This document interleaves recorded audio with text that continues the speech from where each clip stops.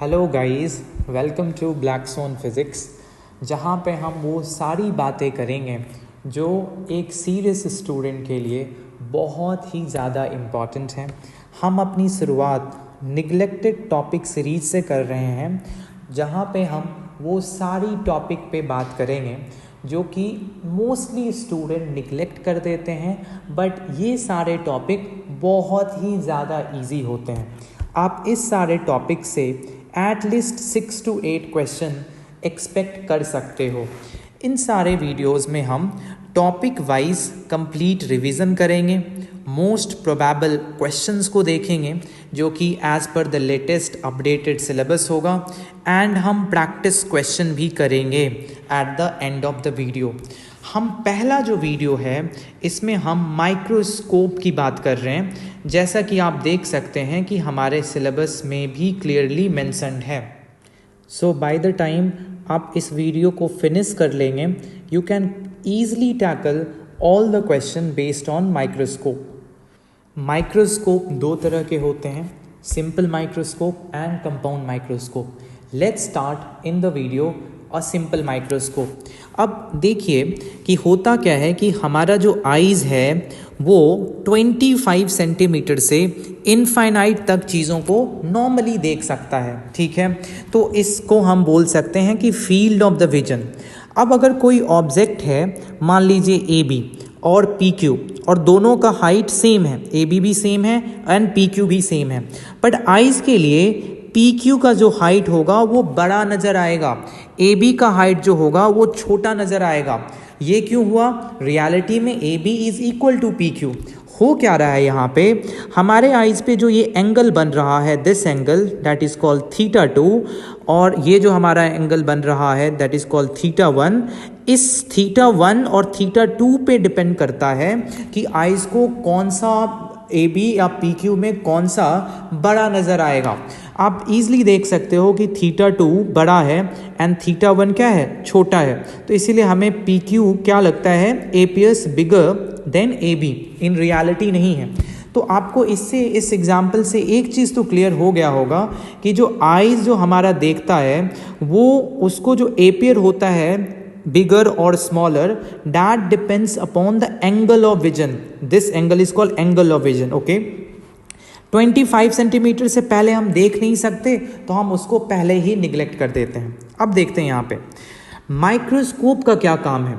Microscope एक तरह का मैग्नीफायर की तरह काम करता है। अब सोचिए, अगर कोई चीज़ 25 सेंटीमीटर पे है तो आपको देखने पे बहुत ही आइज़ में स्ट्रेन होगा। तो माइक्रोस्कोप का सिंपल काम है कि इस ऑब्जेक्ट को थोड़ा सा बड़ा करके दिखाए एंड थोड़ा सा साइज को क्या कर दे, बड़ा करके दिखाए एंड आइज़ पे स्ट्रेन को कम करे। बस ये हमारा काम है सिंपल माइक्रोस्कोप का। अब देखते हैं कि सिंपल माइक्रोस्कोप, ठीक है, ये काम तो हम समझ गए।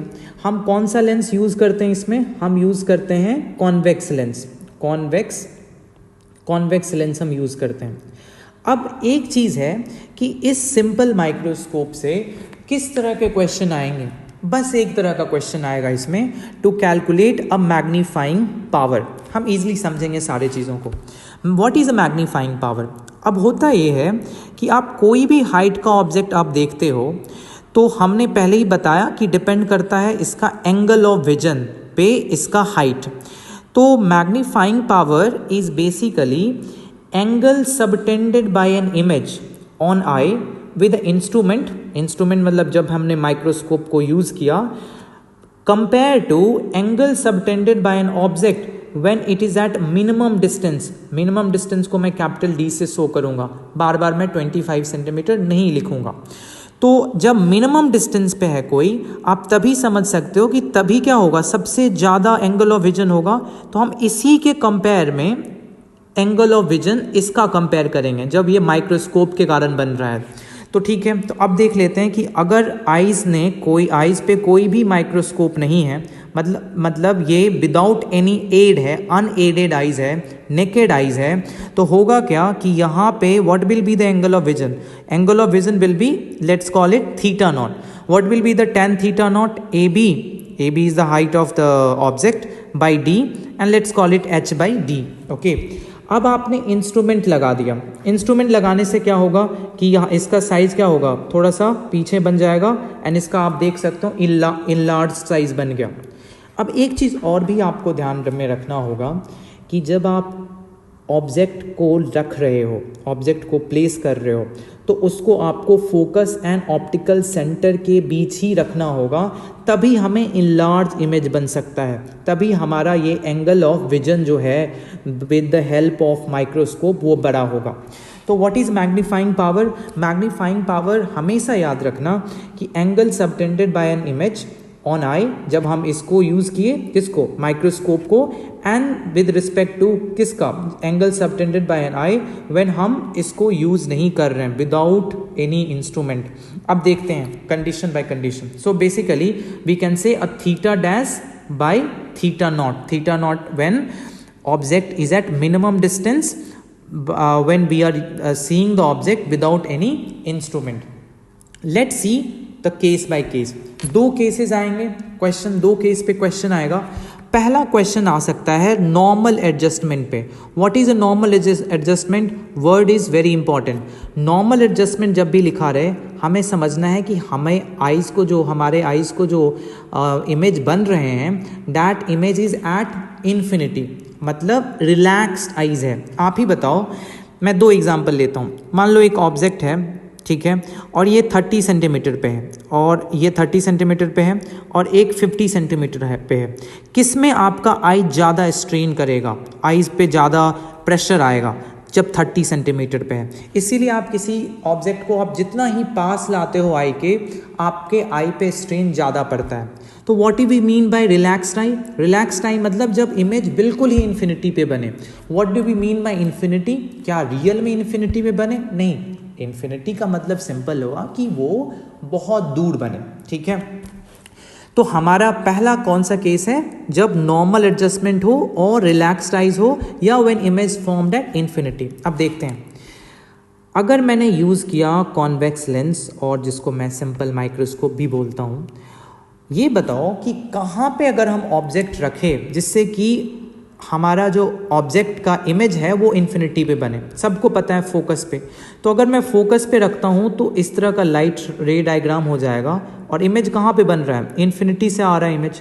तो जो हमारे आइज़ को जो इमेज दिख रहा है यहाँ से, वो दिख रहा है कहाँ से आ रहा है? बिल्कुल इन्फिनिटी से आ रहा है, मतलब आइज़ ईजिली देख सकता है विदाउट एनी स्ट्रेन। इस केस में जो एंगल बन रहा है आई पे, this angle that we call theta dash, let's call it theta dash. अच्छा, what will be the tan theta dash? ये एंगल तो सेम है ये वाला ट्राइंगल से, क्या कह सकते हैं? h by focal length, f, this is a focal length. अच्छा, हमेशा याद रखना है कि ये जो tan थीटा डैश है that is very small. Theta dash जो है वो बहुत स्मॉल है, इसीलिए हम थीटा डैश को tan थीटा डैश भी कह सकते हैं। ये हमारा रूल है। सेकेंड, हमें किसके रिस्पेक्ट में कंपेयर करना है? हमेशा बताया था कि कंपैरिजन होगा जब आइज़ के मिनिमम डिस्टेंस पे ऑब्जेक्ट हो, उस एंगल ऑफ विजन से। कितना होगा? h हाइट है, d डिस्टेंस पे है। What is the tan theta naught here? h by d। तो can we say now that magnifying power is equals to theta dash by theta naught? Yes, that is equals to tan theta dash by tan theta naught. Yes, and what is tan theta dash? What is tan theta dash? h by f, ठीक है, h by F यहाँ से। And what is tan theta not? h by D. अगर आप इसको calculate करोगे, h और h cancel out हो गया, d गया ऊपर, f नीचे बचा, क्या बचा? Complete d by F. तो this is a magnifying power when in the case of normal adjustment और रिलैक्स्ड आइज और when image formed at infinity. कोई भी वर्डिंग हमारे क्वेश्चन में यूज हो सकते हैं। दूसरा केस देखते हैं, दो ही केस आएंगे। दूसरा केस है कि जब आइज हमारा स्ट्रेन्ड हो। आइज स्ट्रेन का क्या मतलब हुआ कि हमारा जब इमेज है वो इन्फिनिटी पे ना बने। अच्छा, अब दूसरी बात हमें ये भी देखना है कि व्हेन आइज इज स्ट्रेन, इसका सिंपल मतलब हमें यही समझना है कि जो फाइनल इमेज बने वो मिनिमम डिस्टेंस पे बने। और what is the minimum distance? Capital D. कितना वैल्यू है कैपिटल डी का? 25 centimetre for a normal eyes. तो बट हम यूज करेंगे कैपिटल डी ही। इसका ये मतलब हुआ कि जो आइज़ को जो हमारा इमेज नज़र आ रहा है ऑब्जेक्ट का, वो कितने डिस्टेंस पे आ रहा है? कैपिटल डी पे, ठीक है। अब देखते हैं, आपने फोकस एंड ऑप्टिकल सेंटर के बीच ऑब्जेक्ट को रखा, और इमेज कहाँ पे बन रहा है, कैपिटल डी पे। देख लेते हैं, दिस इज माई भी मतलब final image distance, this is A dash B dash is a final image height. अब अगर मुझे टेन थीटा डैश निकालना है, कितना होगा, ए डैश बी डैश बाई भी। अच्छा, ए डैश बी डैश और व्हाट इज अ भी, कैपिटल डी हमें पता है। हमें इसको किसके साथ कंपेयर करना है, हमें इसको कंपेयर करना है जब ऑब्जेक्ट हमारा मिनिमम डिस्टेंस पे हो आई से, कितना, again tan theta naught is H by D, और I can say A B by D. Now easily magnifying power is equals to A dash B dash by D upon A B by D, A dash B dash by A B. What is A dash B dash, height of the image, what is A B, height of the object. इसी को हम क्या बोलते हैं, magnification of the lens. And what is the magnification of the lens, you know, भी by you.